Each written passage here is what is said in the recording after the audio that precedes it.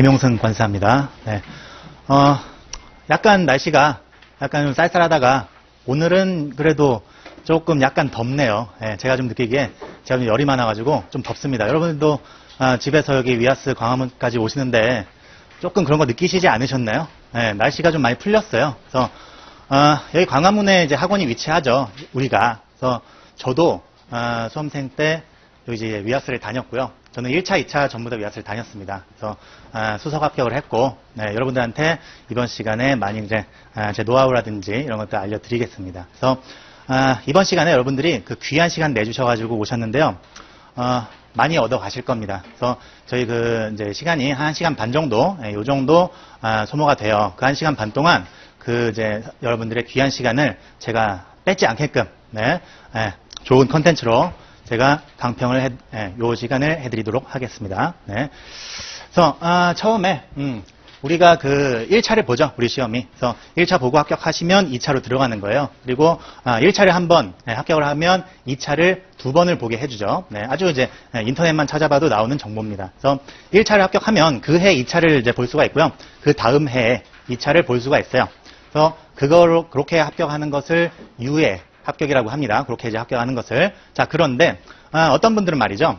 처음 치는 1차 그리고 처음 치는 2차를 동시에 합격하기도 해요. 네, 그런 것들을 동차라고 합니다. 동차라고. 그래서 그 용어 우리 그 수험생끼리들만 쓰는 용어예요. 네, 이런 용어도 있다라는 것을 좀 말씀을 드리겠습니다. 그래서 1차 이렇게 설명을 좀 해드리고, 그 다음에, 여러분들 그 대부분 이제 분들이 1차가 궁금해서 오셨다기보다는 이제 1차를 합격하시고, 그 다음에 이제 2차 이제 들어가시면서 그렇게 공부 계획이라든지 뭐 이런 것들을 수립을 하고자 이번 시간에 이렇게 이제 오신 것 같아요. 그래서 2차까지도 좀 자세하게 해드리도록 하겠습니다. 그래서 일단 첫 번째는 1차에 대해서 한 30분 정도 이제 해드리고요. 그 다음에 한 10분간 휴식했다가 1시간 정도 2차 네, 본격적으로 한번 해보도록 하겠습니다. 그래서 지금 여기 뭐 이제 대부분의 분들은 관사라는 것을 좀 어느 정도는 알고 오셨겠지만 관사라는 것에 대해서 좀 아예 모르고 이렇게 오신 그분들을 위해서 관사에 대해서는 어떤 이제 직업이 있다, 어떤 직업이다, 어떤 일들을 한다 이런 것들을 제가 소개를 간략하게 해드리고 넘어가도록 하겠습니다. 네, 그래서 자, 일단은 7개가 있죠. 근데 이제 관세법이란 것을 좀 공부를 해보신 분들은 이 단어들을 좀 아실 거예요. 어떤 이제 것들인지. 네, 일단 뭐 이제 이 7개를 제가 상세하게 뭐 이건 어떻다 저건 저렇다 이렇게 설명드리기 전에 조금 현실적인 얘기로 관사 얘기를 좀 풀어가도록 하겠습니다. 저 같은 경우에는 한 25살 그쯤에 제가 갑자기 좀 이제 철이 좀 들었어요. 그래가지고 그 전까지 그 남자의 인생이 말이죠. 20살 초반. 여자의 20살 초반과 남자의 20살 초반은 완전히 틀리죠. 왜냐하면 남자의 20살 초반은 군대가 있지 않습니까? 그래서 군대 2년 그리고 앞뒤로 반년 정도씩 하면은 거의 3년 정도라는 시간이 여자에 비해 그냥 날아가는 거예요. 없어요. 그래서 저도 그 군대를 갔다 오고 한 23살 정도가 됐죠. 그리고 대부분의 남자들은 그 20살 초반을 뭔가 이렇게 누적되는 뭔가 이렇게 자신의 어떤 누적되는 것보다는 소모하는 그런 시간으로 활용합니다. 그래서 저도 매일매일 그 술술술 노래방 이렇게 하면서 그렇게 지내다가 이제 25살 정도가 되니까 갑자기 이제 현실 감각이 탁 생기는 거예요. 나는 뭘 먹고 살아야 되지? 나는 도대체 어떤 직업을 가지고 살아야 되지? 이런 생각이 그때 바로 들었습니다. 그래서 그때 나한테 다가온 것이 관세사라는 직업이었어요. 관세사. 그 전까지는 제가 회계사에 조금 관심이 좀 있었는데요. 근데 이제 여러 가지 것들, 제가 살아오면서 느낀 나의 그 임상 경험들 있지 않습니까?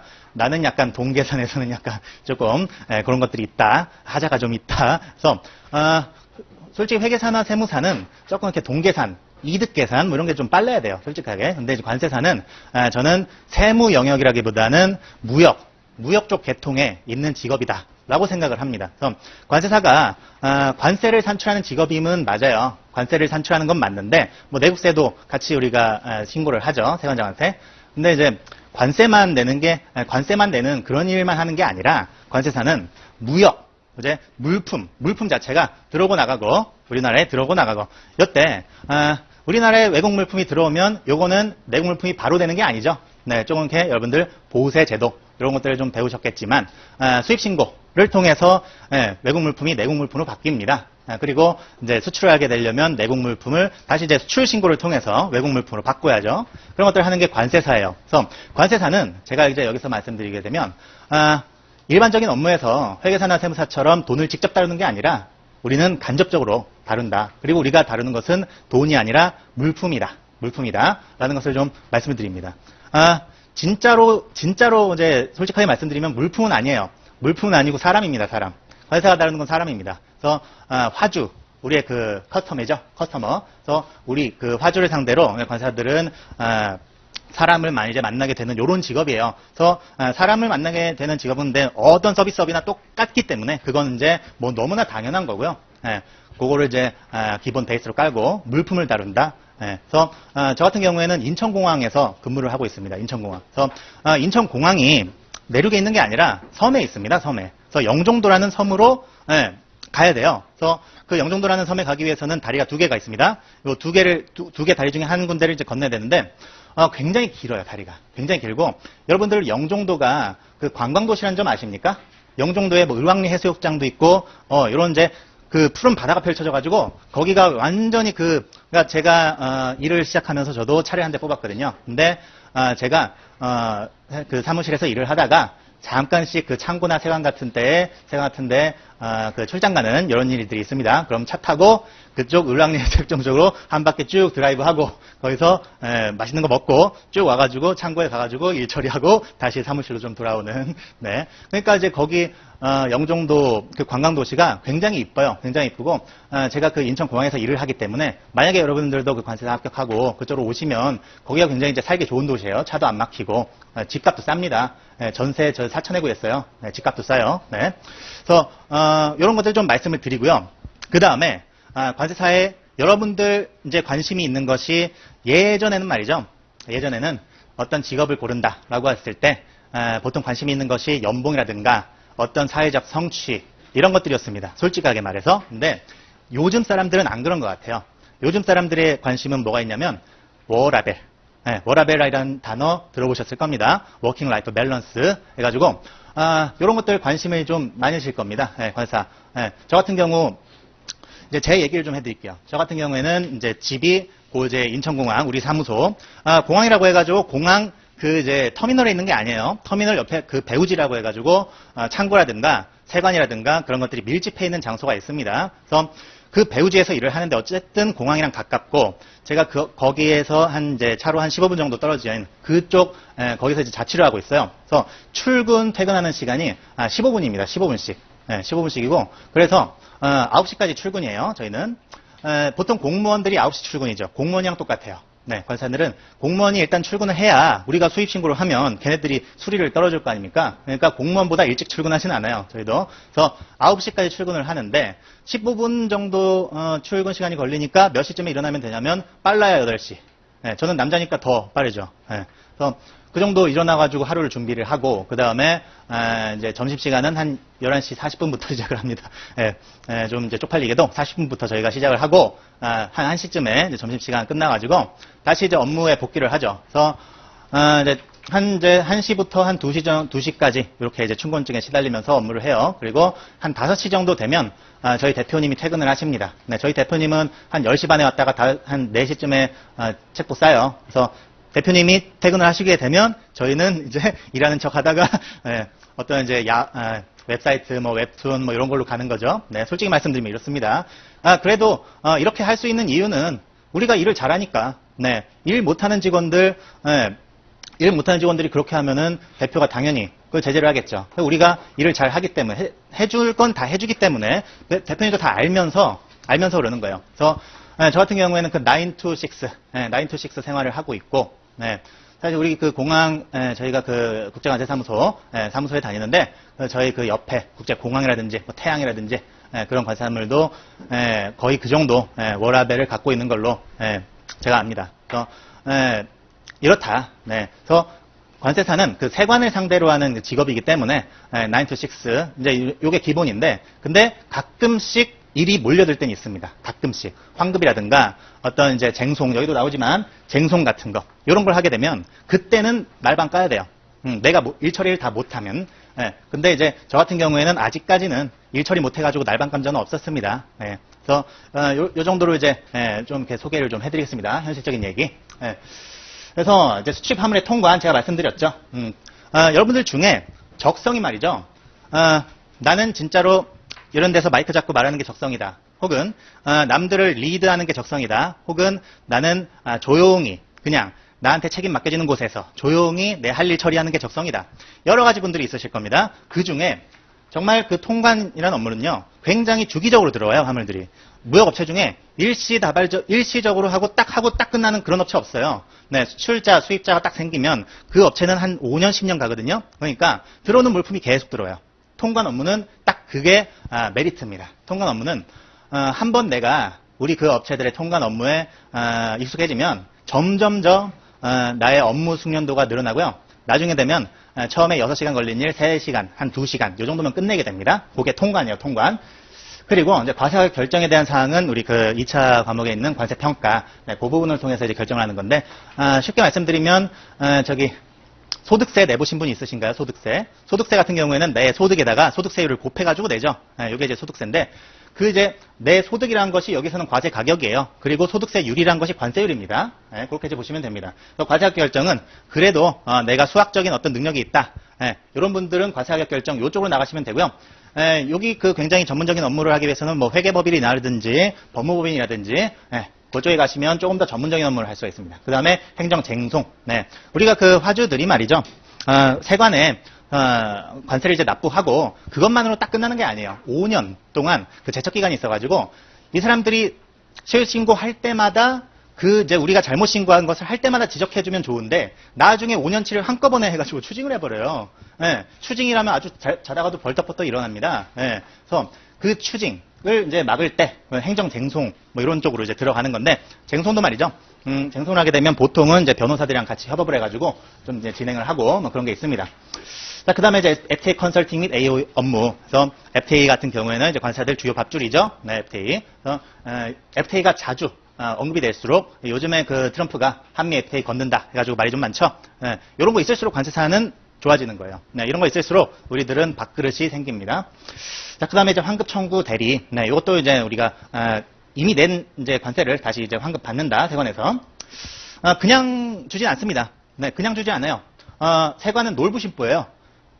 내가 받을 거는 다 받으면서 내가 줄 때는 말이죠. 가진 이유를 대면서 안 줘요, 세관도. 그래서 그것을 우리가 받게 만들어주는 겁니다. 그게 이제 환급 청구 대리. 그 다음에 무역 컨설팅. 그래서 자기가 좀 이렇게 적성이 말이죠.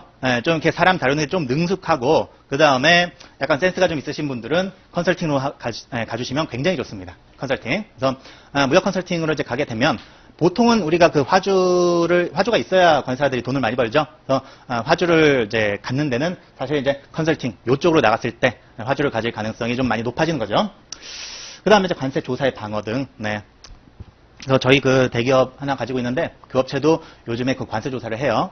그래서 이제 저 같은 경우에는 수출입 총괄이고요. 저희 사수가 있는데 그 사수가 가가지고 그 기업으로 가가지고 지금 이제 관세 조사하는 것들을 좀 봐주고 있습니다. 관세 조사가 뭐냐면 1차 그 관세법 배우신 분들은 그 납세자 권리원장이라는 것을 한번 이제 보신 적이 있습니다. 그래서 이렇게 해가지고 쭉 이렇게 이제 쭉 이제 그게 있는데 그 납세자가 그 이제 관세 조사를 받을 때 어떠한 그 자신들의 구제권을 행사할 수 있는지 이런 것들을 적어놓은 게 납세자 권리원장이에요. 그거 똑같이 우리 화주한테 왔고요. 저한테 메일 보내가지고 스캔 떠가지고 어떻게 하냐고 관사님. 그 사람이 이제 그 담당이 처음이었어요. 그 사람이 영업부에 있다가 수출입부로 온 게 한 2년 정도 됐어요. 그래서 관세 조사가 처음이었던 겁니다. 어떻게 조사 받아야죠. 그래서 그 이제 관세 조사를 하게 되면 공무원들이 그 업체로 출두를 합니다. 암행어사 출두하듯이. 그래서 이제 사무관 한 명에 그 밑에 공무원 한 4명 정도 왔더라고요. 독수리 오형제처럼. 그래서 아예 그냥 그 업체에다가 사무실 아예 차려요, 걔네가. 그래서 책상 놓고 의자 놓고 그 위에 컴퓨터 놓고 해가지고 아예 세팅을 딱 해줘야 돼요. 그래서 걔네들이 관세조사 할 때는 그 업체로 출퇴근을 합니다. 그래서 그 업체 입장에서는 저희 화주 입장에서는 아주 미치고 팔짝 뛰겠죠. 내 뭐 비리 같은 거 내가 잘못 뭐 업무했던 거 걔네들이 다 잡아내는 거 아닙니까? 이 잡듯이 우리 집 안방에서 우리 그런 사람들이 포도청에서 나온 사람들이 곰방대 뻥뻥 피고 있는 거예요. 예, 그럴 때 이제 관사들이 가가지고 이것들을 다 변호를 해줘야 돼요. 우리 업체가 왜 이렇게 신고를 했는지 뭐 이런 것들. 네. 자, 네.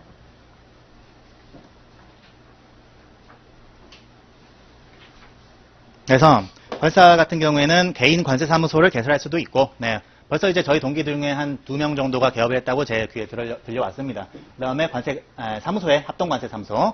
네. 관사 여러 명이 있으면 합동관세사무소를 차려도 돼요. 그 다음에 법인 취업. 네. 관사 5명 이상이면 관세법인을 개업을 할 수가 있습니다. 그 다음에 공기업, 대기업, 공무원 등 이런 쪽으로도 갈 수가 있어요. 그래서 공무원 이제 알다시피 9급이나 7급은 우리 자격증을 따게 되면 5점 가산점이 있는데요. 그건 아주 절대적이에요. 네. 관세사 따고 9급, 7급 못 가면 이거는 자기가 공부를 안 한 거지. 네. 이거는 인정할 수가 없어요. 그래서 근데 이제 보통 관사들이 공무원 공부를 방심을 하거나 5점을 방심을 하거나 딱 그만큼을 혹은 일이랑 병행해서 합니다. 그래서 떨어지는 거예요. 그래서 네. 근데 이제 죽자고 진짜로 공무원 그 공시 공부하듯이 하면은 못 붙을 수가 없어요. 그 다음에 이제 대기업. 네, 대기업으로, 저랑 같이 합격한 저희 이제 부산에서 올라오신 그 형이 한 명 있었는데 그 형이 그 합격하고 나서 여자친구가 전화할 때마다 바뀌더라고요. 네. 그래서, 네. 그러다가 좋은 여자 만났는지 결국 결혼을 했는데, 네, 대기업에 갔어요. 거기 이제 이제 조선소 뭐 이런 대기업에 갔습니다. 이번에. 그래서 왜 갔냐고 물어봤더니 결혼을 해가지고 조금 안정적인 직장이 좀 필요했다. 예, 관세사무소 여기 관세법인에서는 자기가 좀 영업도 뛰고 이래야 되니까 조금 이렇게 불안정했는데, 예, 그리고 이제 밤에 술 먹고 들어오면 마누라가 좀 뭐라고 할 것 같고 그래서 대기업으로 옮겼다. 그런 얘기를 하더라고요. 그 다음에 이제 공기업. 네, 공기업 같은 경우에는 여기 이제 이 학원에서 공부했었던 이제 저보다 한 2살 정도 많으신 누님이 있습니다. 그 누님이 이제 코트라라고 하니까 좀 이상한, 코트라. 네. 코트라 가가지고, 지금 이제 인도네시아 쪽에 파견을 갔어요. 네, 그 수행원 한 명 딸려가지고, 네, 그런 이제 전례가 있고요. 그 다음에 이제 시험 제도로 이제 본격적으로 한번 가보시죠. 자, 관사 1차 시험은 이렇게 되는데요. 4개 과목이죠. 관세법, 그 다음에 무형영어, 내우소비세, 회계학. 자, 그 중에 여러분들 딱 눈에 꽂히시는 것이 회계학. 네. 근데 이제 관세사는 제가 처음에 말씀드렸듯이 숫자를 다루는 그런 직업은 아니다. 숫자는 좀 간접적으로 다룬다. 이렇게 이제 했습니다. 그래서 회계학이 이제 공부하면서 너무 좋으신 분들은 회계사로 가시고요. 근데 이제 회계학이 우리 과락 과목이죠. 과락 과목. 그래서 평균 60점 이상의 과목당 40점 이상, 이제 40점 밑으로 떨어지면은 아무리 평균이 높아도 네, 우리 시험 불합격하는 건데요. 자, 평균 60점 이상. 어떤 의미일까요? 네. 100점 만점 중에 50점이 중간이에요. 근데 60점. 중간보다 약간 잘하면 합격입니다. 그래서, 사실 1차. 1차는 공부를 제대로 했다면 거의 한 7, 80%는 붙는다라고 보는데, 사실 1차, 객관적인 데이터의 합격률이 그 정도가 안 돼요. 네. 그건 이제, 여러 가지 그 사정상, 네, 한 이제 2개월 공부하고 1차를 치는 분들이 계시거나, 네. 이렇기 때문이라고 제가 개인적으로는 생각을 합니다. 제 주변에 한 10명 정도로 봤을 때 1차를 진짜로 해가지고 1차를 못 붙은 사람은 딱 한 명 있었어요. 한 명. 네. 9명은 다 붙었습니다. 그 다음에 이제 회계학의 과락에 대해서 좀 말씀드리면 나머지 과목들은 점수 따는 과목이거든요. 60점에서 80점 사이로. 근데 이제 회계학이 문제예요. 네, 회계학이 문제예요. 그래서 회계학 같은 경우에는 40점이면 우리가 그 한 과목당 40문제씩입니다. 40문제. 그래서 1교시가 80문제고요. 2교시가 80문제예요. 한 과목당 40문제입니다. 40문제 중에 몇 문제 맞추면은 40점이냐면 16문제. 네, 40문제 중에 찍어가지고 한 8문제 맞추고 풀어가지고 한 8문제 맞추고 이러면 40점이 넘어가는 거예요. 근데 의외로 회계학에서 40점 과락이 나오시는 분들이 많다. 그래서 회계학 공부에 대해서 조금 이제 말씀을 드리고 넘어가겠습니다. 회계학 공부. 회계학은 과목 자체가 그렇습니다. 과목 자체가 2단계로 돼요. 2단계로. 그래서 첫 번째 단계는 40점을 능히 넘어갈 수 있는 단계. 그 다음에 두 번째 단계는 60점 이상의 고득점으로 넘어가는 단계인데요. 자, 첫 번째 단계는 제가 뚫는 데까지 저 같은 경우에는 한 6개월을 공부를 했습니다. 전업으로 6개월 공부를 했는데 첫 번째 단계 뚫는데 4개월이 걸렸습니다. 4개월. 그리고 두 번째 단계 뚫는데 한 달 걸렸습니다. 한 달. 자, 이 말이 뭐냐면 회계학은 첫 번째 40점까지가 어렵고 일단 40점 뚫잖아요. 그러면 60점까지가 엄청나게 빨리 올라갈 수가 있겠다. 즉 회계학은 처음에 공부할 때 그 진입장벽이 너무너무 심하다. 네. 그래서 회계학 같은 경우에는 제가 여기서 뭐 자세하게 이제 공부 방법을 쭉 이제 풀 수는 없고 하나만 말씀드릴게요. 하나만. 회계학 같은 경우에는 파트가 여러 개 있지 않습니까? 여러 개 있는데 보통은 처음에 뭐 재고자산이라든지 굉장히 중요한 파트가 있어요. 그 중요한 파트 다 오늘 이 파트를 다 끝내야 돼라고 하고 다음에는 또 이제 다른 파트로 넘어가고 이런 식으로 이제 공부를 하는데 그건 이제 처음에 공부하면 어쩔 수가 없습니다. 어쩔 수가 없는데 저 같은 경우에는 약간 그 회계학을 처음 그 공부한 그 초보자를 좀 넘어갔을 때 그때부터 이제 어떻게 했냐면 자 파트당 몇 문제씩 뽑아요. 파트당 몇 문제씩 뽑아가지고 하루에 그 파트당 몇 문제씩을 다 합치면은 뭐 한 20 내지 30문제 요 정도가 이제 되는데요. 20 내지 30문제를 다 풀면 1회독이 되게끔 이렇게 이제 공부를 했습니다. 회계학 공부에서. 자 이렇게 하는 이유가 뭐냐면요. 회계학은 감이에요. 감을 잃어버리면 아예 그냥 끝나버리는 과목입니다. 그래서 그 이제 감을 쭉 이제 이어가기 위해서는 하루에 내가 이 파트의 이 문제, 이 파트의 저 문제 한 문제씩은 좀 풀어봐야 돼요. 파트당. 네, 그래서 각 파트당 감을 매일매일 가져가야 됩니다. 매일매일. 네, 이게 중요해요. 이렇게 이제 하시면 회계학은 생각보다 많은 시간을 요하는 과목도 아니고요. 여러분들이 이제 공부를 하시다 보면서 회계학이 어느 순간에 그러니까 제가 이 학원에서 1차를 그거를 3번을 봤습니다. 모의고사를. 첫 번째 모의고사 회계학 20점, 두 번째 모의고사 회계학 60점, 세 번째 모의고사 회계학 한 5점 정도, 60점 초반 이렇게 맞았습니다. 네, 그래서 회계학은 처음에 소나기가 내린다고 너무 그렇게 겁먹지 마시고요. 내가 그렇게 이제 강사 말 따라서 쭉 이제 해보시게 되면 어느 순간에 뚫리는 과목입니다.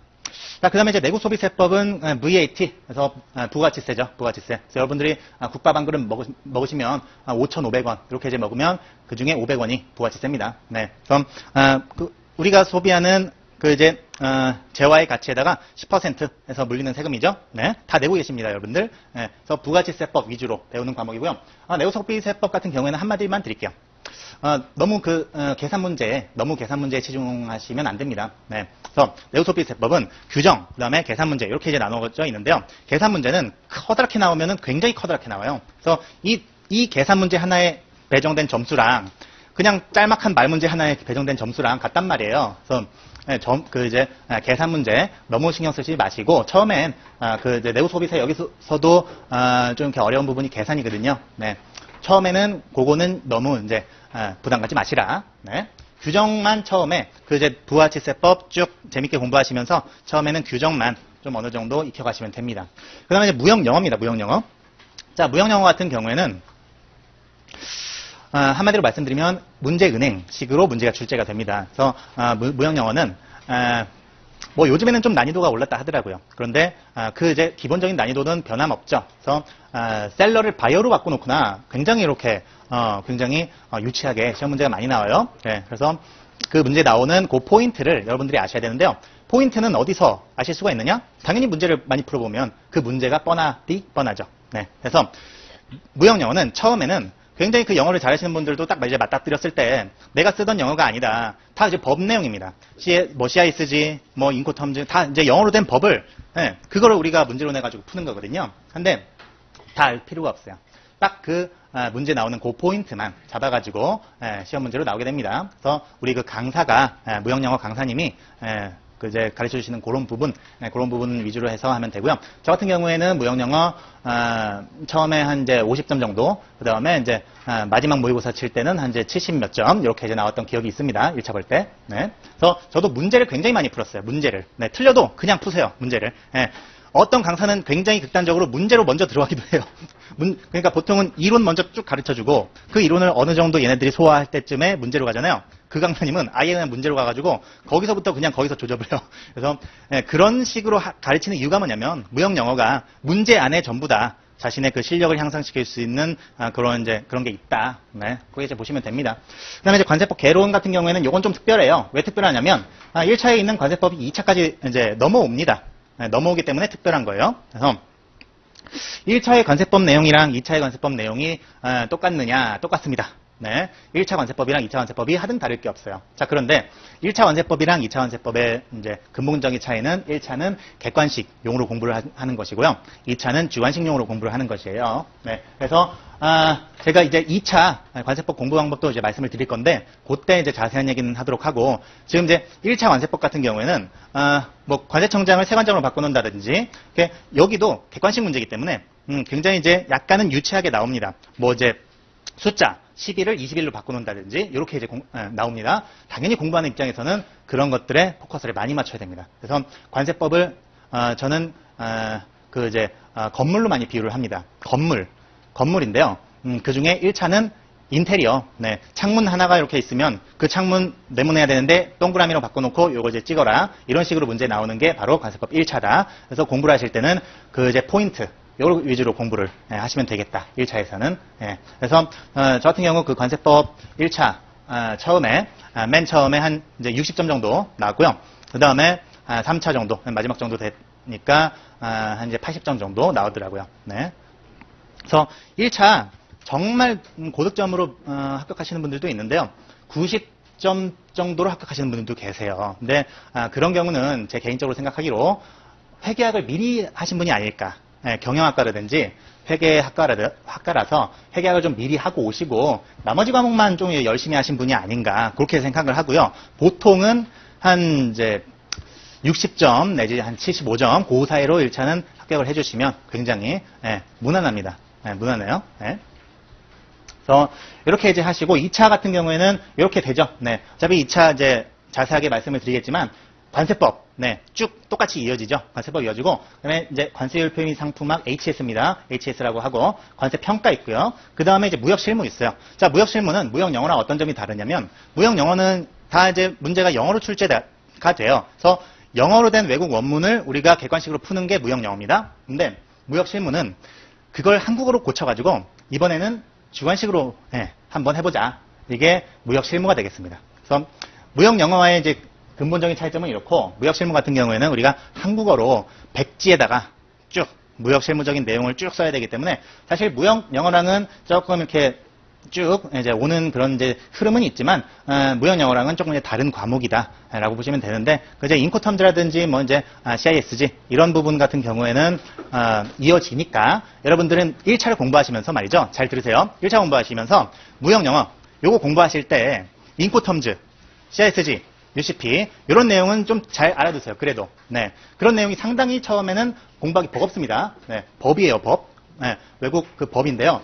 그 이제 법적인 문어체적인 표현 이런 것들이 굉장히 어렵습니다. 문법적으로도 그렇고 단어적으로도 그렇고. 근데 그런 내용들을 1차 공부하실 때 웬만큼 내가 좀 내재화 시켜 놓는다라고 하시면 그러니까 내재화 시킨다는 뜻이 어떤 거냐면 도식화를 좀 시켜 놓는 거예요. 그러니까 CISG 같은 경우에는 처음에 그 이제 총칙 부분부터 해가지고 그 이제 4개가 있습니다. 파트가. 근데 그 중에 3개를 우리가 공부하는 거예요. 그 3개 중에 3개 파트 중에 우리가 이제 시험 문제로 나오는 건데 그 파트 별로 해가지고 목차라도 우리가 좀 이렇게 알아놓는다면 목차라도 좋습니다. 그리고 이제 인코텀즈 같은 경우에는 여러 가지 조건들이 많죠. 그 조건들이 처음에 공부할 때는 좀 헷갈려요. F 조건은 뭐였지, C 조건은 뭐였지 헷갈리는데 그런 것들을 좀 내가 잘 다룰 수 있게 조금 이렇게 능숙하게, 그 정도, 친숙하게 그 정도까지만 해놓으면 사실 2차 그 무역실무 공부하는 데 있어서 많은 좀 이제 도움이 될 거라고 생각을 합니다.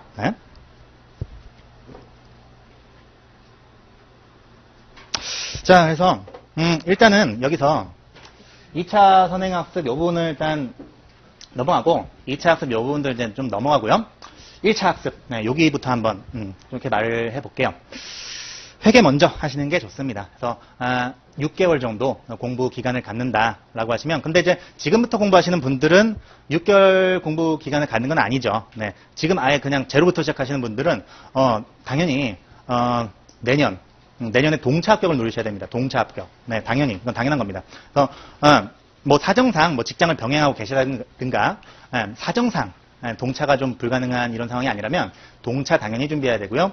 왜냐하면 설령 동차에서 떨어지더라도 그 다음 연도에 유예로 좀 붙을 수가 있기 때문이죠. 그래서 이것만 이제 간단하게 짚고 10분 쉬겠습니다. 그래서 자, 회계 먼저 공부하는 게 맞다. 왜냐하면 회계가 가장 어려운 과목이고요. 회계가 제일 많은 공부 시간을 요하고 회계는 매일매일 제가 감이 제일 중요하다고 했죠. 매일매일 감만 유지한다면 회계는 붙을 수 있는 과목이고 회계에서 내가 불안감을 가지고 있으면 1차는 절대 붙을 수가 없습니다. 그래서 전업 기준으로 하면은 한 6개월 정도 공부하시면 충분하다라고 봅니다. 그리고 공은 이제 여러분들이 이제 내년 동차하시는 분들은 그거에 빗대가지고 감을 잡으시면 되겠죠. 평균 20점 합격이니까 너무 지금부터 동차하시는 분들은 너무 1차를 막 이제 90점 이렇게 이제 맞도록 그렇게 공부하실 필요는 없겠다라는 거죠. 자, 여기까지 하시고 제가 한 말씀 이제 드릴 말씀이 있는데 저희 지금 이거를 이제 참석을 하시면 설명을 참석을 하시면 1차 기초이론이라는 과목이 우리 이제 개설이 되는데 5월 달부터 개설이 됩니다. 5월 달. 네, 여기 있죠. 그래서 5월, 6월이 2차 기본이론 2차 기본이론 이렇게 이제 표시가 되는데 여기 이제 2018년 5월 여기 1차 기초 강의 여기 있죠. 기초 강의. 그래서 기초 강의 실강이 무료예요. 그래서 이거 들으시는 분들은 학원 저기 데스크탑 여기 가가지고 데스크 가가지고 거기에 신청하시면 되겠습니다. 1차 기초 강의가 실강이 무료라는 거. 그래서 10분 쉬고 하도록 하시죠. 설명에 참석하신 여러분 진심으로 환영합니다. 저만 웃는 거죠? 저는 오수교 관사입니다. 제가 간단하게 좀 저의 경력을 말씀드리면 저는 이제 관세청에서 평생 근무했다고 보시면 됩니다. 이제 그런데도 관세청에서 제가 했었던 일은 주로 이제 HS 품목 분류에 관한 업무를 많이 했어요. 그래서 지금도 제가 이제 관세청의 각종 위원회가 있는데 관세심사위원회는 이제 우리 관세청의 처분 중에서 이제 일반 국민들이 위법 부당하다고 느끼는 사항에 대해서 예를 들면 이제 법원으로 가기 전에 다투는 기관에 제가 이 품목 분류의 전문성을 가지고 거기에 이제 위원을 하고 있고요. 그리고 어떤 이제 특정 상품에 대한 분류를 할 때 다툼이 많이 생기는 경우가 굉장히 많습니다. 이제 그것을 이제 위원회에서 이렇게 처리를 하는데 거기에서 제가 활동을 하기 때문에 이 관세청에 더 나아가서는 이제 글로벌적으로 어떤 물품들에 대한 이 분류가 쟁점이 되고 문제가 되는지 그런 것들을 잘 알아요. 그래서 꼭 이제 시험이라는 것도 굉장히 이제 중요하게 취급되는 부분들을 또 내지만 경우에 따라서는 시사성이 있는 문제가 출제되는 경우도 많이 있습니다. 그래서 저 같은 경우는 이제 그런 모니터링을 통해서 어떤 것들이 중요하게 지금 쟁점이 되고 있고 또 만약에 이제 그런 것들을 다루는 분들이 출제를 하게 된다면 이런 부분 한번 낼 수 있지 않겠냐라고 하는 이제 그런 감을 잡죠. 그래서 제가 지금까지 이렇게 모의고사라든가 평소에 강의한 것에 대한 적중률이 굉장히 높은 편에 속하고 그리고 제가 이제 2013년을 끝으로 이 학원에 나왔기 때문에 제가 이제 지금은 출제나 선정할 수 있는 자격을 갖고 있지는 않아요. 왜냐면 이제 이렇게 제가 직접 와서 가르치게 되면은 이건 정지가 되기 때문에 그렇지만은 제가 그동안에 이 6, 7차례 정도 이 관사 이제 시험의 출제나 선정, 채점위원을 했는데 아마 현직에 이렇게 현재 존재하고 계시는 분 중에서는 제가 제일 많이 참석을 했을 겁니다. 그래서 어떻게 출제가 이루어지고 또 교수들이 채점을 하는지 그리고 그 채점의 과정 속에서 어떻게 하면 좀 더 좋은 점수를 받을 수 있는지 그런 거에 대한 이 중요한 포인트를 제가 알고 있기 때문에 강의 시간이라든가 또 모의고사 과정에서도 그런 부분을 집중적으로 제가 말씀을 드립니다. 근데 여러분들이 우리가 이제 매년 뽑는 인원이 90명을 뽑게 되는데 이 전체적인 수급적인 측면에서 보면 점수를 굉장히 조정을 해요. 그러니까 난이도도 조정을 하지만 이 객관식이 아니고 주관식이기 때문에 그것을 채점할 때 나름대로 점수 조정을 좀 합니다.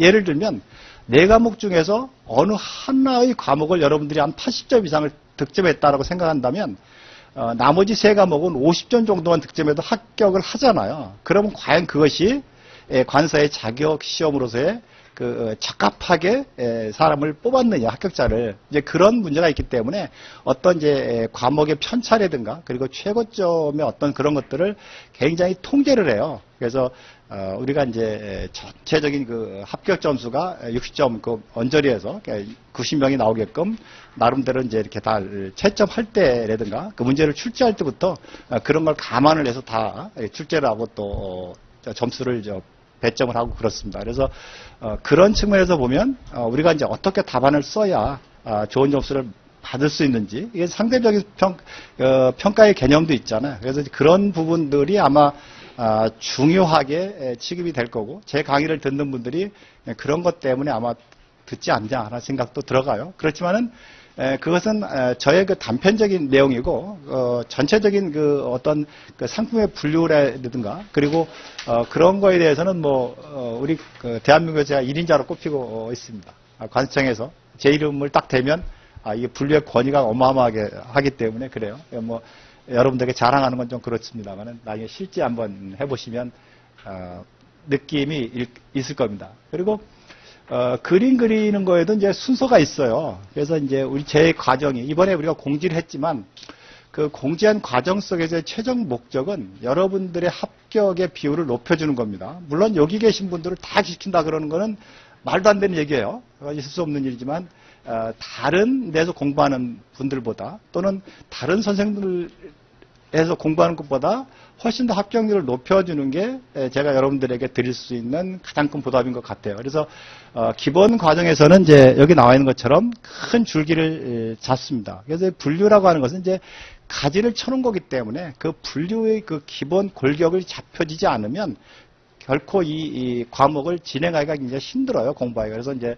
기본 단계에서는 그 5, 6월에 시작되는 이런 것은 이제 그 HS의 이제 기본 줄기를 크게 잡아놓고 그리고 그 심화 과정이라든가 문풀 과정에서는 어떻게 이제 저렇게 섬세하게 그려가지고 좋은 답안을 쓸 수 있게끔 하는 이제 그런 과정으로 진행을 할 겁니다. 그래서 기본 과정은 이제 5월, 6월 그리고 2차는 이제 7, 8월에 진행이 되고요. 그 다음에 이제 그 심화 과정은 7월, 8월 이렇게 같이 됩니다. 근데 제가 이제 생각하는 것은 기본 과정을 그 1차로 수강하는 게 가장 좋을 거예요. 왜냐하면 그 후에 하게 되면 그것을 이제 따라가는데 좀 버거울 수가 있어요. 그리고 그 문풀 과정 같은 경우에는 이제 작년하고 조금 다르게 올해는 상하로 나눌 겁니다. 근데 그 상하로 나누는데 보통 이제 앞에 과정에는 그 2달 그 48시간 72시간이죠. 72시간 이제 과정을 하는데 그 요때 문풀 과정은 한 30시간 정도로 끊어서 이해를 할 거예요. 그래서 저는 이제 왜 문풀 과정이 상하로 이렇게 운영을 하려고 하냐면 실질적으로 여러분들 기본 과정과 심화 과정에서 이 학습을 했음에도 불구하고 주관식의 어떤 특성 때문에 그 답안을 쓰는데 굉장히 어려워하시더라고요. 그래서 그런 부분들에 대한 충분한 훈련을 통해서 좀 잘 적응을 한 다음에 그 1월부터 시작하는 이제 모의고사 과정에 들어가시는 게 여러분들이 좀 스트레스를 덜 받으면서 그 공부할 수 있는 그런 동기가 될 것 같아요. 그래서 이런 이제 그 과정으로 진행을 이제 할 겁니다. 그리고 그 책은 제가 여기서 지금 이제 소개드리지 않고 4월 말, 5월 초쯤에 그 새롭게 이제 발행을 하는데 이 HS의 그 가장 큰 이제 공부의 그 어려움이 뭐냐면 기본 법령만 가지고 공부하게 되면 그것만 우리가 빡세게 공부했다. 그래가지고 완벽하게 소화했다 그러면 여러분들이 제가 진실되게 말씀드리건데 합격 점수를 받을 수가 있어요. 충분하게. 그런데 여러분들이 HS 법령에 관한 사항이 출제가 되고 또 상품화에 관한 문제가 출제됐을 때 어떻게 법령을 퍼펙트하게 다 맞겠냐는 거죠. 그리고 내가 상품화에 대한 부분을 포기하게 되면 이게 60점 이상 넘어가기가 쉽지 않아요. 그래서 일정한 부분을 이제 공부를 해줘야 되는데 이 상품화라고 하는 범위가 너무나 넓기 때문에 여러분들이 두려워해요. 공부하기가 버겁고. 그리고 뭐 1년의 단위를 우리가 가지고 공부할 때는 그 많은 부분을 다 공부하기는 현실적으로 불가능합니다. 그래서 여러분들이 이걸 공부할 수도 없고 안 할 수도 없고 어디까지 해야 되는 건지에 대한 굉장히 두려움이 많아요. 그래서 제가 이제 그런 부분들을 조금 임팩트 있게 줄여가지고 잘 정리를 해서 이렇게 한 권의 책으로 만들었어요. 그러니까 작년에 제가 쓰던 그 책에다가 한 5, 60페이지 정도를 추가를 했는데 그 내용은 주로 상품학에 관한 내용이 한 50페이지 정도를 차지하고 나머지는 그 여러분들이 그 공부를 하면서 용어라든가 이런 것들이 어려운 부분이 있어요. 그래서 기본적으로 알아야 될 그런 사항들을 거기다 좀 잘 주석을 달아가지고 첨가를 시켰기 때문에 아마 그 책 한 권을 가지고 여러분들이 공부를 하셔도 합격 점수를 받는 데는 전혀 부족함이 없을 것 같아요. 그래서 여러분들이 이제 그런 배려를 좀 했다는 말씀을 좀 드리고, 그 다음에 이제 그 HS 관세일표라고 하는 건 기본적으로 이 연상법을 통해서 관련 규정과 분류의 체계를 이해하지 않으면 좋은 답을 쓸 수가 없어요. 그래서 우리가 어떤 걸 보면 머릿속에 그 사건이 떠오르죠. 친구하고 재밌게 놀았던 이야기, 또 선생님한테 뒤지게 혼났던 이야기, 예? 뭐 어떤 이야기, 이런 것들이 떠오르게 되면 웃음이 나기도 하고 또는 찡그려지기도 하고 뭐 그런 게 있잖아요. 그런 것처럼 이 기본적으로 이제 분류는 이 상품에 관한 거기 때문에 상품에 관한 연상이 되지 않으면 실질적으로 어려워요. 그래서 제 강의는 다 이 PPT로 하는데 거기에는 관련되는 상품에 대한 설명을 충분히 해가지고 여러분들이 깊이 있게 이렇게 들여다보지 않는다 하더라도 그림을 통해서 그런 내용들을 잘 연계시키게 되면 공부하는데 많은 효과가 있을 것 같습니다. 그래서 그런 방법으로 이제 하고 뭐 많은 얘기 필요 없으니까 여러분들의 이제 그 합격을 위해서 제가 최선의 노력을 다하겠다는 말씀을 드리고, 그 여러분들이 공부하시는 데 있어서 저의 그 도움이 필요하거나 아니면 전문가의 좀 이야기를 들어보고 싶다 그러면 언제라도 오셔가지고 말씀을 해주시거나 또 아니면 메일로 남겨주시거나 또 우리 학원 홈페이지에 남겨주시면 제가 친절히 설명을 드리도록 하겠습니다. 혹시 뭐 질문 사항 있으신가요? 한 몇 분 정도만 제가 받아보도록 하겠습니다. 그리고 여러분들 너무나 좋은 강의는 또 다른 분에게 소개를 안 해준다고 그러더라고요. 그러니까 좋은 선생한테 그냥 여러분도 혼자만 배우시려고 뭐 그러지 마시고 경우에 따라서는 주변에 있는 분들에게 좀 소개도 좀 해주시고 그래서 같이 공부하는 것도 좋습니다. 이건 농담이었고. 질문 있어요? 예. 예. 예. 그거는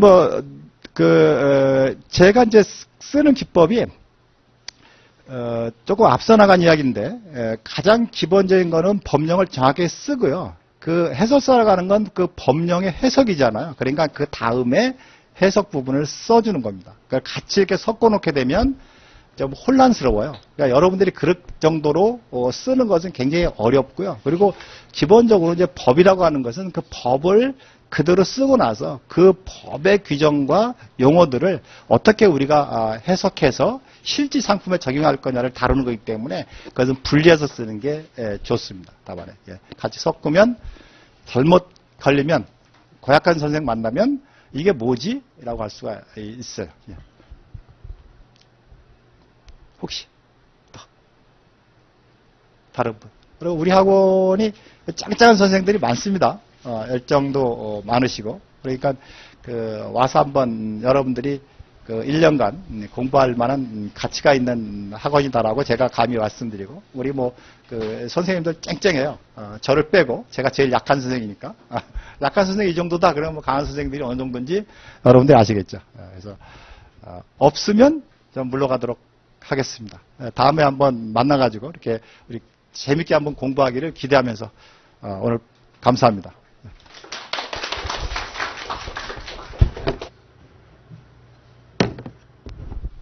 네, 이어서 하도록 하겠습니다. 그래서 1차 제가 설명해드리면서 여기까지 좀 설명을 해드렸어요. 자, 그러면 이제 여러분들 대부분의 분들이 좀 궁금해하시는 거, 지금부터 이제 2차를 들어가는데, 네, 1차가 끝났고, 이제부터가 이제 본편이 시작된다. 그래서 2차를 어떻게 들어가느냐. 네. 아직까지 그 2차 기본 이론이 그 5월 달에 시작이 되기 때문에 조금 시간이 조금 남았습니다. 그래서 지금 이제 여러분들이 어떤 것을 좀 해야 되냐 좀 궁금하실 수가 있어요. 네. 그래서 2차 선행학습 여기를 한번 보시죠. 자, 처음에 1번 관세법 도식화라고 돼 있죠. 관세법 도식화. 도식화가 제가 이제 아까 말씀드렸는데요. 도식화가 뭐냐면 제가 아까 관세법을 뭐에 그 좀 비유를 해드렸죠. 관세법은 건물이다. 네, 건물이다. 그래서 여러분들은 이제 1차를 공부하시면서 그 관세법에 건물 그 겉에 있는 그 창문의 그 모양새 뭐 이런 거 보고 답을 이제 찍어내신 겁니다. 관세청장 세관장으로 바꿔놓고. 자, 그런데 이제 2차 같은 경우에는 우리 그 건물을 처음부터 끝까지 내가 다 만들어야 돼요. 백지에. 백지에다가 내 꿈을 써내려가면서 그 관세법의 그 커다란 건물을 여러분들이 완성을 시켜야 됩니다. 그래서 건물을 지을 때는 처음에 뭘 하죠? 처음에 땅을 파고 거기다가 기초공사를 하죠. 기초공사. 그래서 그 기초공사를 한 다음에 그 다음에 이제 철골 구조물을 올려가지고 콘크리트 부어가지고 건물을 완성한 다음에 그 다음에 페인트 칠도 하고 뭐 창문도 달고 이렇게 이제 합니다. 그래서 관세법 도식화는 뭐냐면 처음에 기초공사예요. 기초공사. 관세법이 300 몇 가지 조항이 있습니다. 네, 근데 이제 300여 개 조항은 사실상 저기 그 사법고시나 뭐 이런 거 하는 사람들에 비하면 사실 적은 건데, 뭐 그 사람들은 근데 우리처럼 외우는 게 아니죠. 오픈북이라고 합니다, 거기는. 근데 이제 우리는 그 조항들을 외워서 논술까지 해야 돼요. 서론 결론해서 그 조항의 어떠한 취지라든가 장단점 같은 거, 이런 것들을 좀 답안지에 써주셔야 됩니다. 이 작업을 하려면 반드시 처음에 돼야 되는 것이 관세법 도식화예요. 도식화는 뭐냐면 우리가 관세법을 공부하면서 목차가 있지 않습니까? 네, 목차. 예를 들면 뭐 감면세 중에 조건부와 무조건 감면세가 있다. 이런 것들이 목차입니다, 목차. 그래서 여러분들이 딱 그 어떠한 것들이 딱 떠올랐을 때, 예를 들어서 덤핑 방지 관세 딱 떠올랐을 때 이게 책에 어디 있었다. 몇 페이지를 외운다는 소리가 절대 아니고요. 책의 어느 파트에 어디에 박혀 있다. 라는 것들이 딱 떠올라야 되는데 1차만 딱 끝나고 오신 지금은 사실상은 떠오르지 않는 내용들이 굉장히 많을 겁니다. 그런 것들을 전부 다 도식화를 시켜서 노트에다가 적어놓느냐? 이게 아니에요.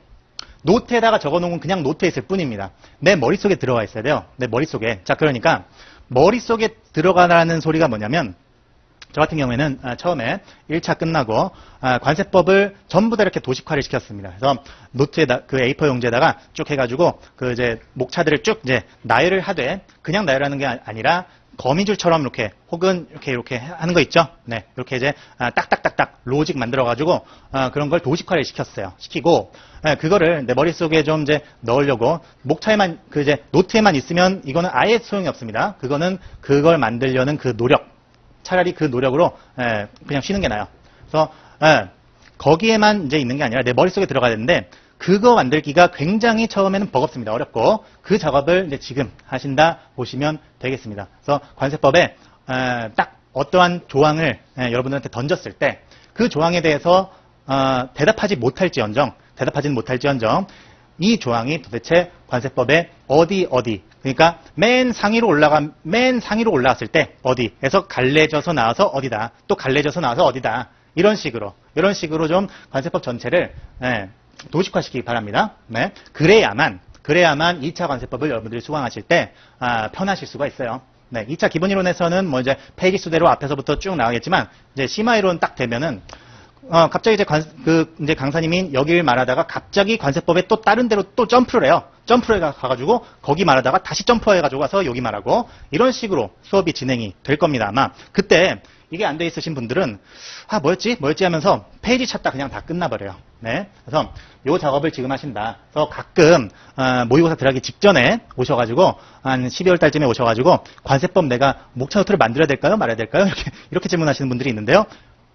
반드시 만들라. 지금 당장이라도. 네. 이거 맨 처음에 했어야 되는 작업인데, 그때 지금 와가지고 질문하고 계시면 좀 이제 곤란합니다. 곤란해요. 네, 그런 게 있습니다. 그래서 관세법 도식화를 시켜서, 네, 쭉 이렇게 만들고요. 그럼 관세법만 하느냐? 사실 다른 과목들도 어느 정도 다 해놔야 돼요. 자, 그런데, 우리 그 관사 2차 4과목 중에 법과목은 정통 법과목이죠.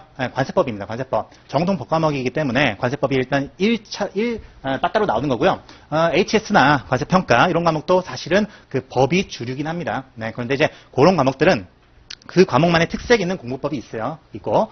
자, 무역실무 같은 경우에는 무역실무에서 CISG가 특히 관세법처럼 공부를 하셔야 됩니다. CISG. 네. 그래서 CISG도 제가 아까 말씀드렸듯이 그 이제 도식화를 해가지고 딱딱 여러분들이 기억을 해두실 수가 있어요.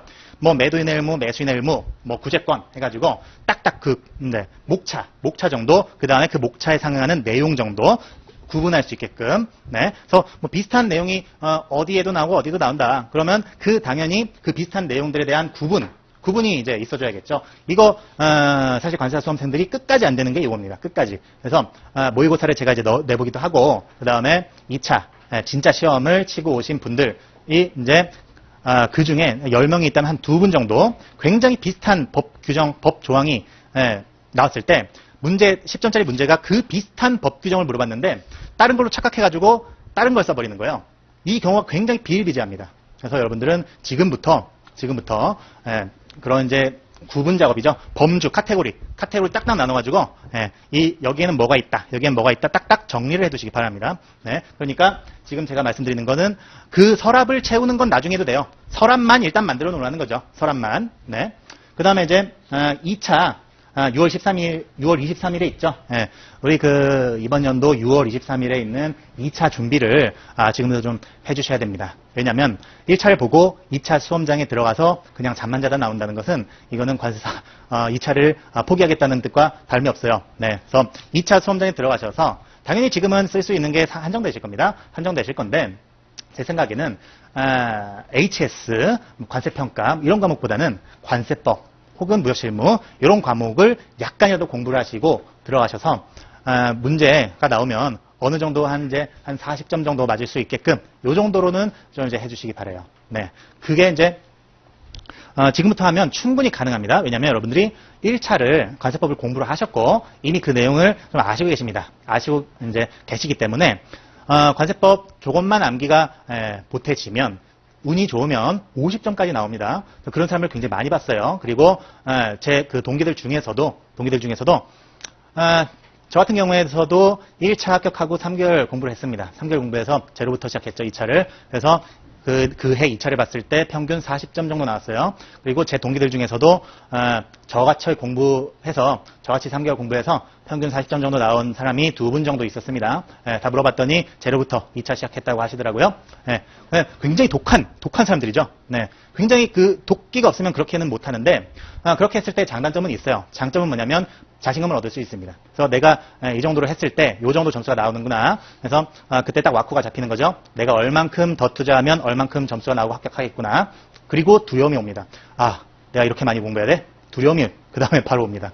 그리고 공부를 이제 이렇게 했을 때 단점은 뭐냐면 너무 그 3개월이 너무 힘들어요. 너무 힘들기 때문에 그 3개월 하고 나면 지칩니다. 지쳐가지고 어쨌든 사람이 이제 잠도 그렇잖아요. 잠도 하루 안 자고 그냥 날밤 까면 어쨌든 간에 그 다음날이나 다다음날은 잠을 더 자야 돼. 사람이 그렇게 돼 있어요. 그래서 그렇게 3개월을 열심히 공부를 피 터지게 하고 나면 조금 이렇게 그 다음에 무리가 좀 올 수도 있고 한 6월 달부터 12월 달 그 사이에 체력이 좀 바닥날 수도 있다. 이건 이제 제가 말씀을 드립니다. 말씀을 드리고 어차피 그 3개월 공부한 건 너무 단순 암기이기 때문에 그렇게 단순 암기한 것은 어차피 머릿속에서 없어져요. 시험 딱 보고 나면 그 자리에서 그냥 까먹고 나오는 겁니다.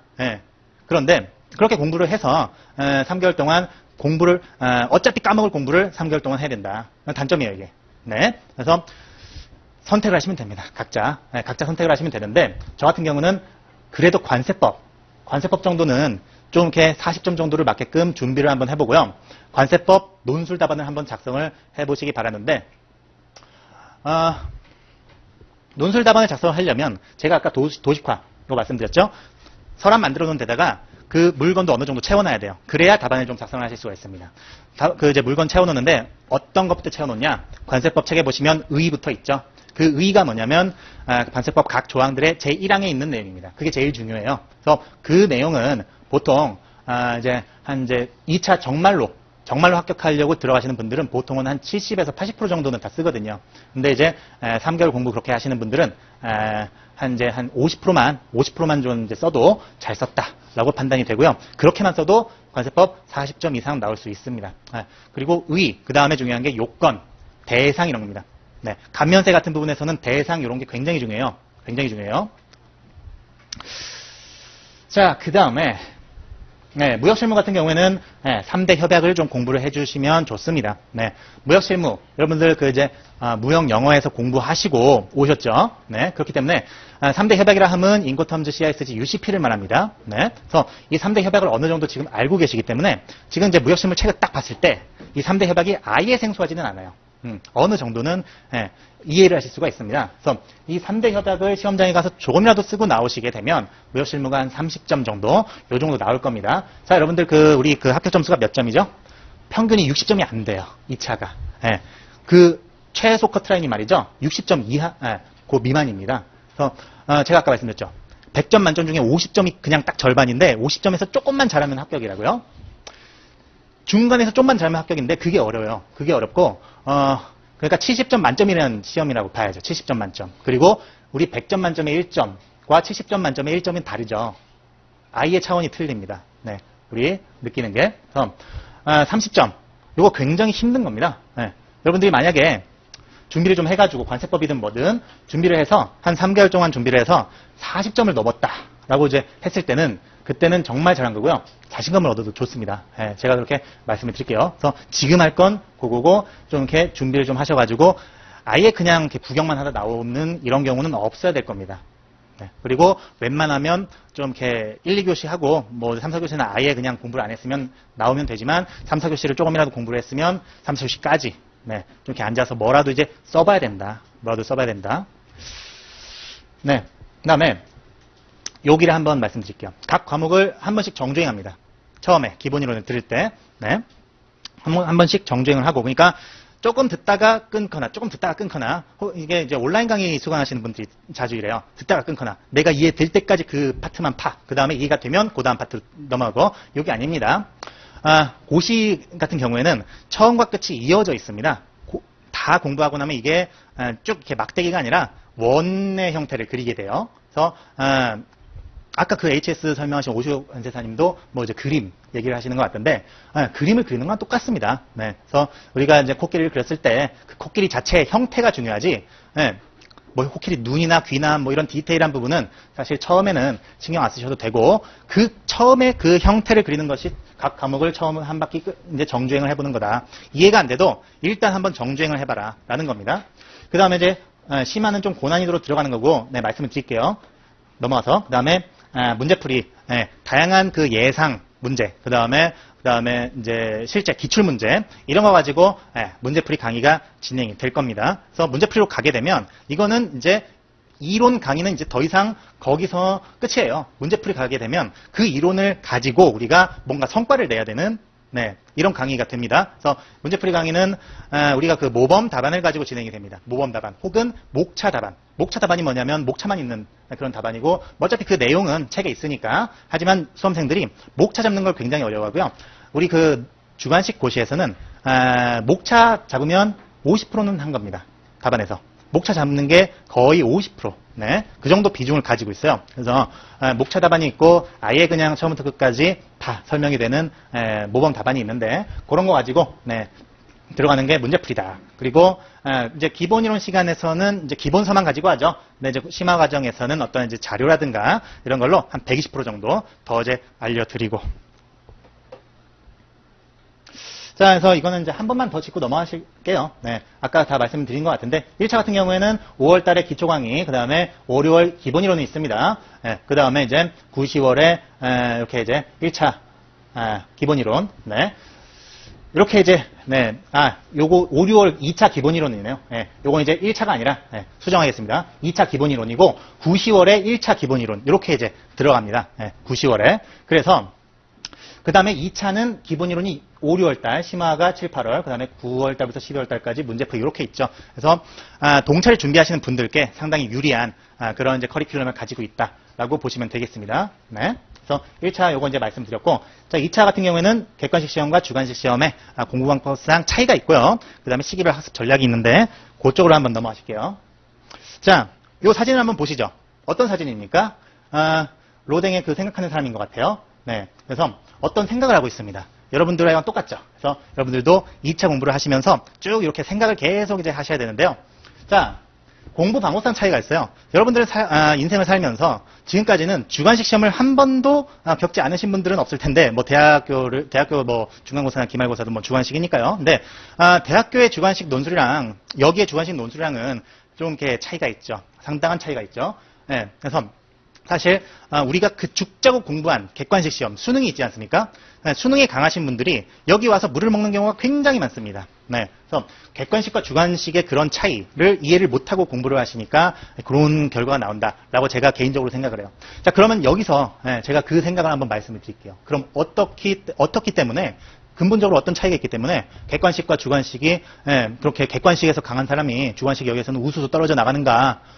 자, 객관식 시험은 이렇게 생각하는 사람이 있다면 여기 귀가 잘린 것 같아요. 귀 하나 잘라놓고 뭐 이제 발가락 하나 잘라놓고 여기서 틀린 부분은 이렇게 묻는 게 객관식입니다. 그렇죠? 자, 그런데 주관식 같은 경우에는 만약에 뭐 이게 이제 반죽 같은 걸로 돼 있다면 반죽을 딱 던져주면서 너 이거 만들어라고 하는 게 주관식 공부 방법이에요.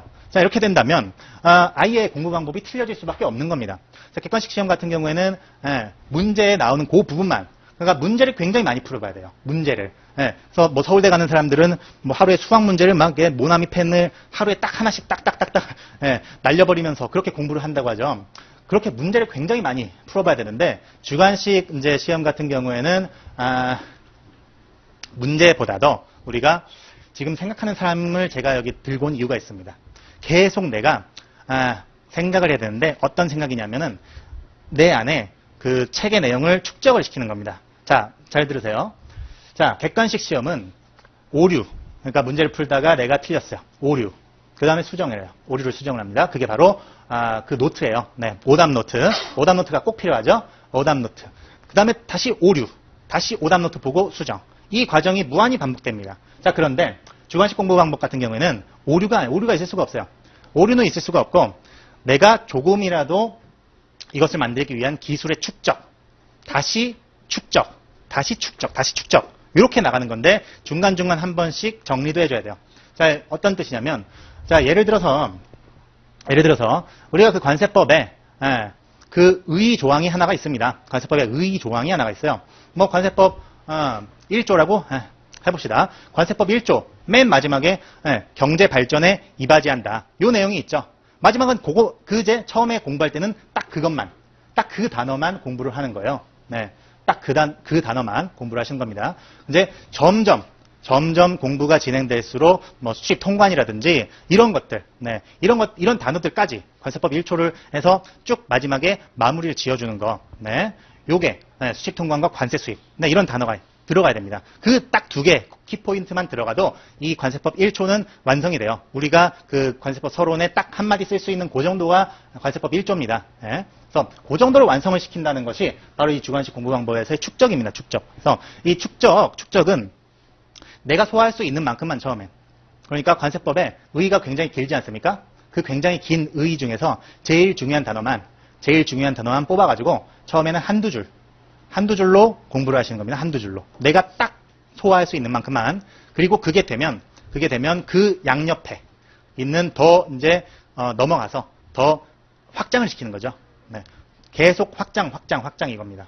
네. 이게 주관식 공부 방법이에요. 그래서 어떤 분들은 좀 이제 잘못된 이제 예를 좀 말씀을 드리면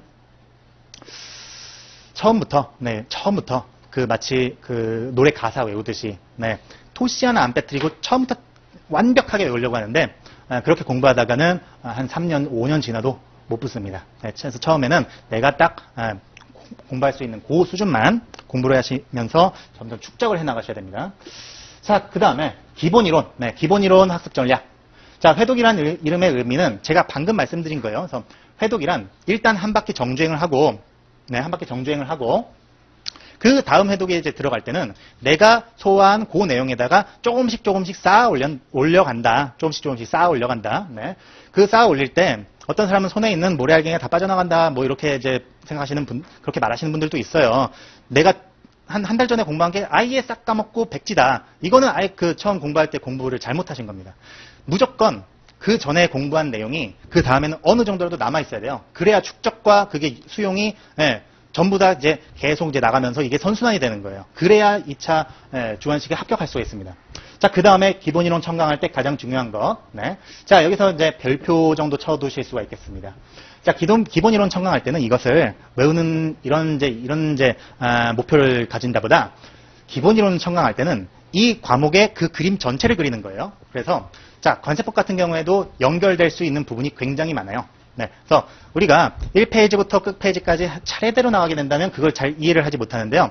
우리가 이제 잘 생각해 보게 되면 관세법도 여러 가지 이어지는 부분이 있습니다. 이어지는 부분이 있고 몇 조 이렇게 해가지고 그래서 어떻게 이제 하시냐면 저기 그 관세법은 법 조항 몇 조 이렇게 있죠. 그게 이제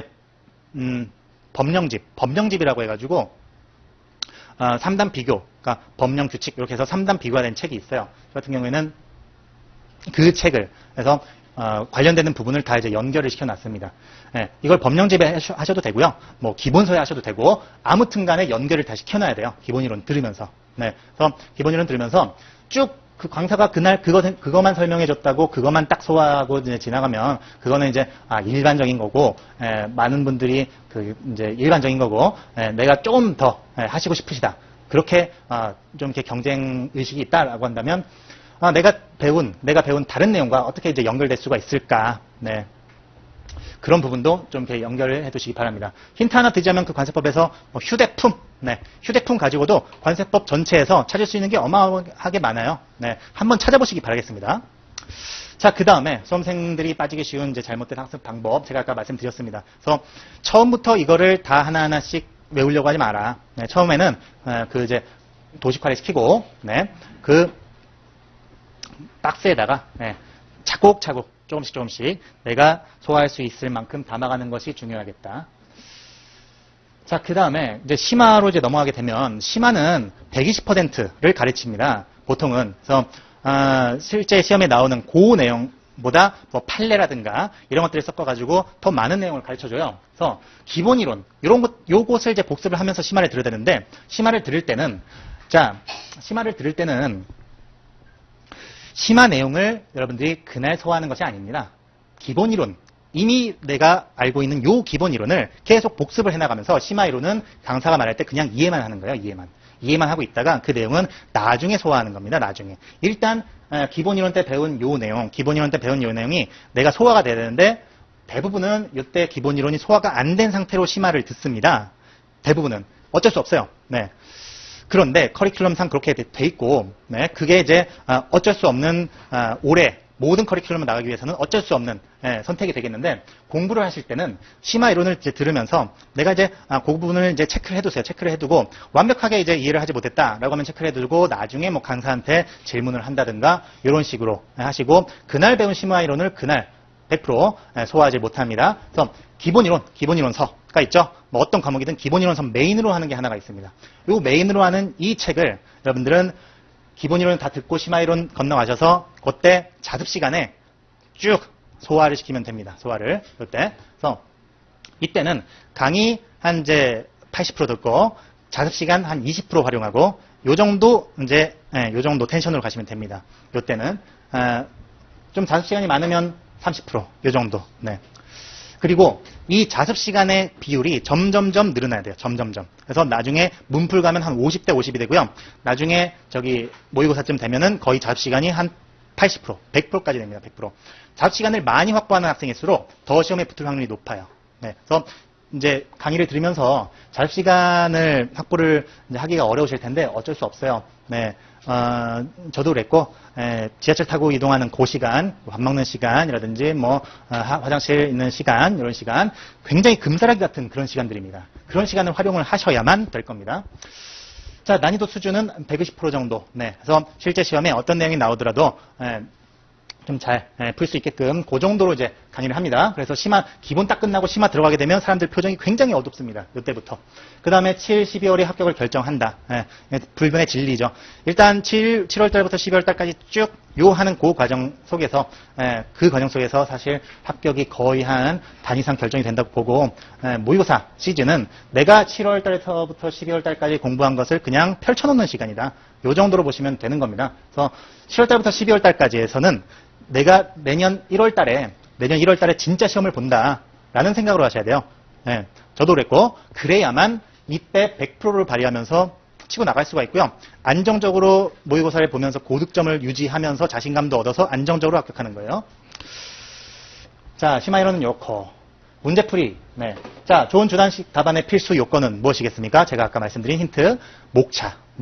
목차만 잘 잡혀도 50%는 한 겁니다. 그래서 특히 무역실무가 그래요. 특히. 그래서 목차를 어떻게 잡아야 되나?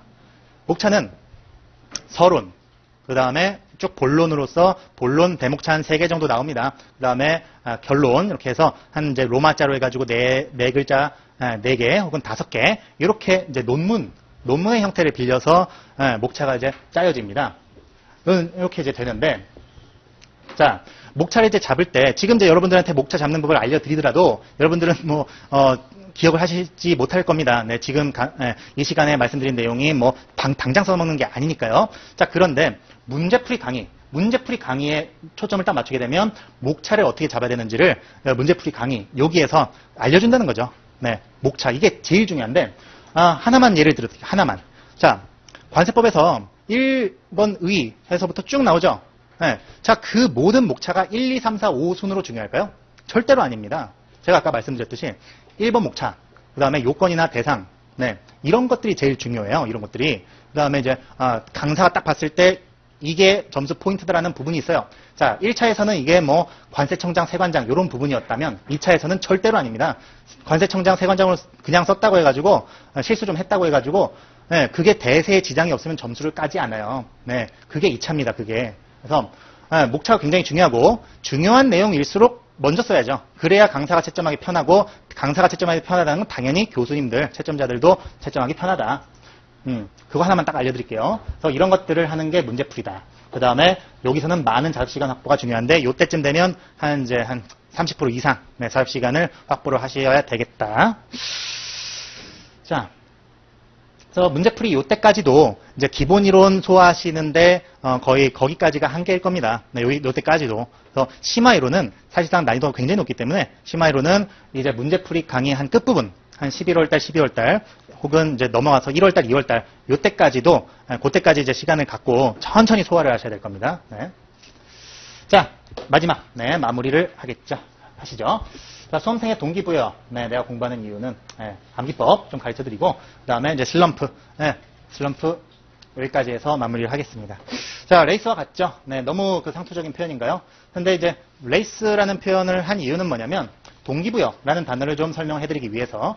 자, 이제 코너를 돌죠. 코너를 도는데 레이스에서 코너를 돌기 위해서는 일단 진입부터가 굉장히 좋아야 돼요. 진입부터가. 일단 진입을 잘못하게 되면 중간에 뭐 이제 엑셀을 밟던가 브레이크를 밟던가 이제 이걸 해가지고 이거를 진로를 변경할 수가 없어요. 진입부터 잘 돼야 됩니다.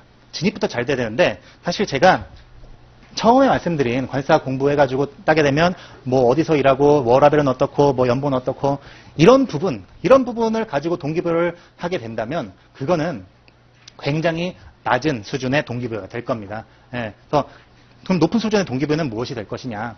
당연히 관사라는 이런 공부를 하는 그 이유 자체가 나라는 사람을 조금 더 향상시키고 내가 그 관사가 돼서 더 뛰어난 사람이 되겠다라는 이유를 가지고 그런 동기부여를 하고 이제 들어가야 된다는 겁니다. 자, 그런데 이제 제 주변에서도 관사를 그냥 단순한 직업 중에 하나, 혹은 내가 이제 공무원 공부하다가 떨어져가지고 어쩔 수 없으니까 관세한다. 내가 회계사 공부하다가 떨어져가지고 어쩔 수 없으니까 관세한다. 이런 동기부여를 하고 계신 분들이 있더라고요. 네, 뭐 그게 잘못됐다는 건 아닙니다. 단지 비효율적이다라는 소리를 하고 싶어서 제가 그 소리를 드린 겁니다. 동기부여는 자기 자신한테 맞는 동기부여가 좋은데요. 어떤 사람은 돈, 어떤 사람은 명예, 어떤 사람은 그냥 워라벨 이런 거 다 다릅니다. 다 다릅니다만 중요한 것은 나에게 맞는 동기부여를 찾으라는 거고요. 그걸 여러분들은 수험생활 내내 찾아가야 될 겁니다. 왜냐하면 너무나 힘들기 때문이죠. 그거를 잘 찾는 사람이 끝내 합격을 하는 겁니다. 자, 그 다음에 이거는 제가 추천드리는 공부법인데요. 자, 주관식은 어쨌든 간에 암기를 좀 해야 되거든요. 암기가 선행이 안 돼 있으면 절대로 답안을 쓸 수가 없기 때문이죠. 그래서 어떻게 외울 것인가라는 이제 문제로 가게 됩니다. 자, 이건 이제 제1류 HS. 암기에서 제일 중요한 건 뭘까요? 보통은 여러분들이 지금 암기를 어떻게 하고 계시냐? 제가 말씀을 한번 드려볼게요. 일단은 한번 쭉 봐요. 처음부터 끝까지 한번 쭉 보고 일단 한번 외웁니다. 외우고 깜지를 한번 써봅니다. 깜지를 써보다가 이게 외워졌다 싶으면 덮고 괭지에다가 생각하면서 한번 다시 써봐요. 그리고 생각이 안 나네 하는 부분이 있으면 거기만 채워 넣죠. 그게 보통은 암기 방법입니다. 자, 제가 1차 때부터 1차 공부하면서는 이 암기 방법을 계속 썼어요. 쓰다가 2차로 딱 이제 넘어와가지고 HS라는 이 거물을 만나게 되는데 HS 공부를 딱 이제 마주하자마자 내 그 암기법으로는 이거는 C도 안 먹히, 이빨도 안 들어간다라는 것을 그때 이제 깨달았습니다. 그런 암기법은 효율이 너무 떨어져요. 자, 깜지 쓰는 거. 깜지 쓰면 기계적으로 쓰게 됩니다. 그게 최대 단점인데요. 쓴 거, 여기 한 줄 썼죠? 내려와가지고 또 한 줄 쓰죠? 그 위에 거 보고 쓰잖아요. 보고 쓰는데 어떻게 암기가 됩니까? 암기는 많이 접하는 게 문제가 아니에요. 많이 내가 출력을 해봐야 돼. 출력을, 생각을 많이 되돌려봐야 됩니다. 이게 암기의 기본인데, 깜지는 전혀 그런 게 이제 되질 않아요. 그러니까 깜지 쓰던 분은 아예 지금부터 다 이제 버려버리고요. 지금부터는 암기를 하는데 출력을 많이 하는 법으로 바꾸시기 바랍니다. 그래서 제가 출력을 많이 하는 암기법을 하나 소개를 해드릴 건데요. 자, 어떻게 외울 것인가 이런 이제 문제가 있을 때 누적식 암기법은 이거는 자 0102로 외웁니다. 외우고 0106 소로 들어가기 직전에 소로 바로 들어가는 게 아니라 소 들어가기 전에 말을 한번 눈 감고 떠올려봐요. 혹은 다른데 시선 피하고 떠올려봐.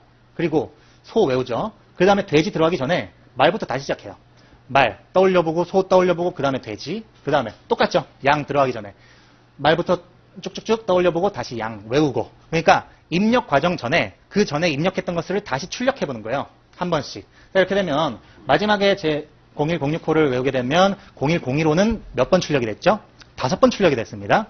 0102호는 4번 출력이 됐어요. 이런 시스템입니다. 이런 시스템. 그래서 먼저 외운 게 더 기억에 선명하게 남게 됩니다. 이게 피라미드를 쌓을 때 가장 기본이에요. 암기 피라미드. 그래서 기본이 탄탄해지는 거죠. 기본이.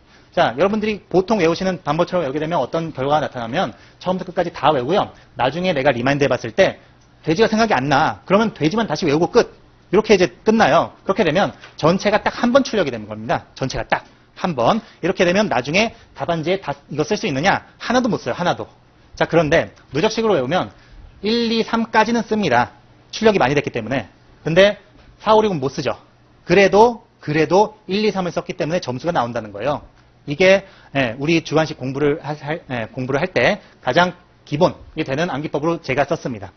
제가 썼고 효과를 많이 봤죠. 이것 때문에 합격을 했다고 생각을 합니다. 그래서 자 이런 문제가 있을 때 이건 제 방법이고요. 이건 그냥 방법론일 뿐입니다. 방법론일 뿐이고 중요한 것은 아까 뭐라고 했죠?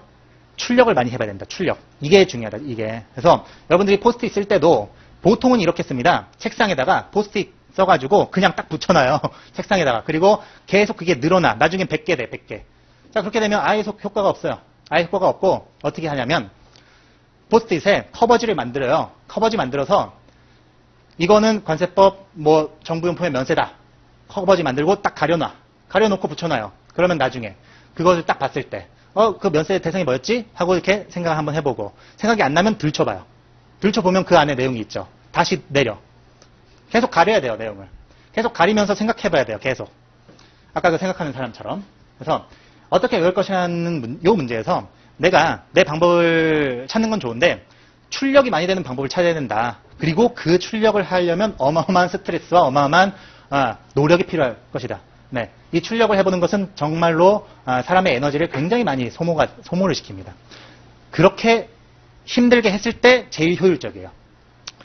자, 그 다음에 슬럼프 마지막입니다. 그래서 여러분들이 공부를 하시면서 이제 한 1년 정도 정말 그 피나는 공부를 해야 되는데요.